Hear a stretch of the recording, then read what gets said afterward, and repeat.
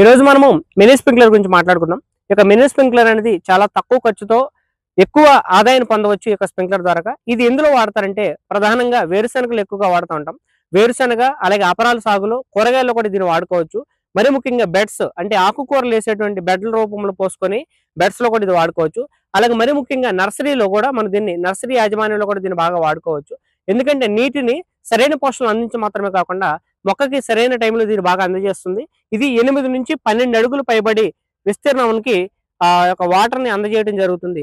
రైతు సోదరులందరూ చాలా తక్కువ ఖర్చుతో ఎక్కువ దిగుబడిని సాధించడానికి ఆస్కారం ఉంది కాబట్టి ఈ యొక్క మినీ స్ప్రింక్లర్ వాడతానికి కోరుచున్నాను.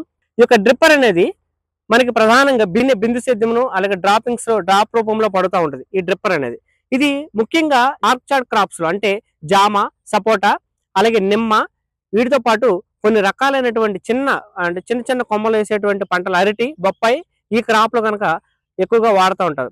దీని నుంచి కూడా ఫెర్టిగేషన్ ద్వారా కూడా మందులు కూడా మాన్యూర్స్ ఇస్తూ ఉంటారు ఈ డ్రిప్పర్ ద్వారాగా. సో ఈ డ్రిప్పర్ మనకి ఎక్కువ ఒక చుక్క పడటం వల్ల చుక్క మరింత ఇదయ్యి ఒక మొక్కకు కావాల్సినటువంటి పోషణ అందజేసి వేరు వ్యవస్థను బలపరిచి ఎక్కువ మేలైనటువంటి దిగుబడి సాధించడానికి ఆస్కారం ఉంది.